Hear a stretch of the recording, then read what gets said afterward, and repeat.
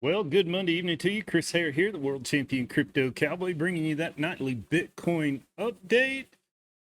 And maybe this rally is a little different than it seems. We've seen some small pumps, but we've not seen a really big one yet. I'm wondering if we're not around the corner from something like that. It may still take it a little while. I think it's still trying to put in structure, but we're going to figure it out tonight. We're going to start out in that hourly chart. I'm going to give you some ideas for tomorrow.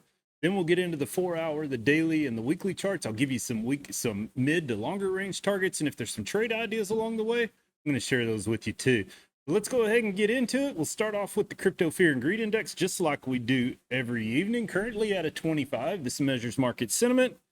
Tells us people are scared, or if they're greedy, what's going on right now. People are still scared. And so that's a good time to buy. I use this to make small spot purchases when we drop into fear, when we drop into extreme fear. I buy a little more, and then when it gets into greed, I sell it off. When we go into extreme greed, I sell it out, and I'm about 20 bucks up on those spot buys that I told you about every night. But I'm going to show off a little bit for tonight. These are our trade wins. Still working on these. We went long in the crypto school. You'll find a link to that in my description. Gave signals for these. We are absolutely printing. But I used Blowfin to do all my exchange trading on, and they've got a great promotion going on right now. $10 voucher just for going ahead and clicking on my link. And each new user gets VIP 1 for 30 days. You get a futures bonus for your first time deposits. And also, you guys that are already signed up, click the link. You can get in on these futures bonuses as well. Let's go ahead and move on. We'll head over to that liquidation heat map. We'll start with the macro chart because I think it's relevant to what's going on. This is what market makers use to track your liquidity. So they don't really use a lot of TA. They just move the charts up and down by chasing after your short and long-term liquidations. The brighter pockets of liquidity are where the highest amounts of liquidations are. Everything at the top side is a short trade. Everything at the bottom side is a long trade. So cumulatively, we've got about $10.85 billion in shorts on the books right now, with about $5.8 billion in longs. That's been building for a while. The question is, are we getting ready to come back and grab some of this? Or you've still got quite a bit of liquidity all the way up to $100,000. That's going to be the big question on everyone's mind. But we'll go on to a weekly liquidation heat map to get a better idea. And this is why we've had nothing but chop. There's bright liquidations at the bottom side, bright liquidations at the top side. There's quite a bit sitting here at about 92,000. There is some sitting down here at about 89 to 88,000. You can't rule out, but those cumulative totals, $1.65 billion worth of short trades to about 1.7 billion worth of long trades. So we're right in the middle. That's why there's been so much chop. We'll get into the charts. We'll figure out exactly why. Start off with the hourly chart on Bitcoin. I post all these charts in the crypto school. You'll find a link to that in my description. Great lineup of coaches. If you really want to learn to spot trade or just invest or spot trade or trade futures, crypto school's a place to learn all of that. It gives you all the way to the basics on up to some advanced courses. All right, let's get into Bitcoin. Let's figure out exactly what's going on. Starting off with the hourly chart. Came down over the weekend. We just kind of bounced around back and forth between that half and that 618 on the retracement and never really got anywhere. We broke out Sunday and kind of went up. Then we came back down, retested this 200 smooth moving average. Now we've broken out above this 50 moving average again.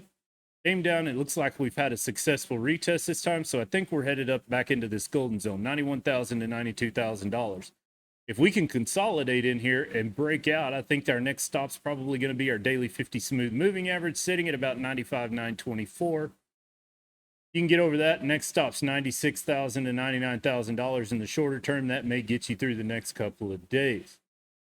Moving on to a 4-hour chart. This is where I'm kind of interested and kind of wondering what exactly is going on. We just keep bouncing around on these 50 moving averages. We tried to break out a couple of times, hadn't done it yet. Looks like we're trying to find support higher up in this golden zone.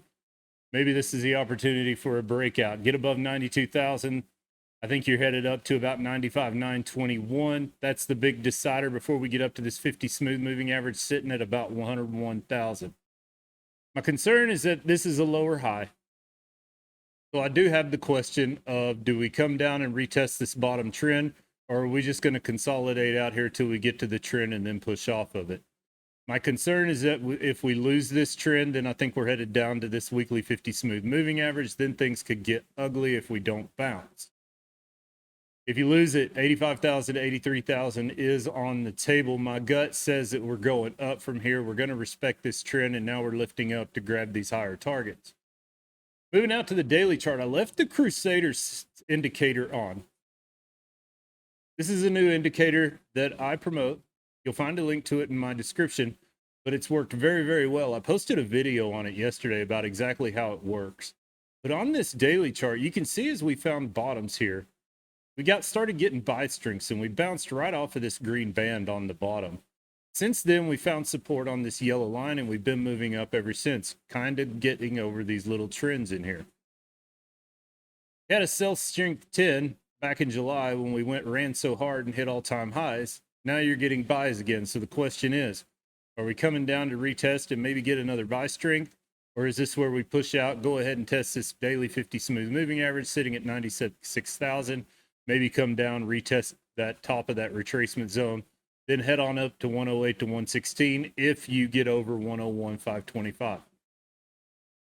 That's where I am.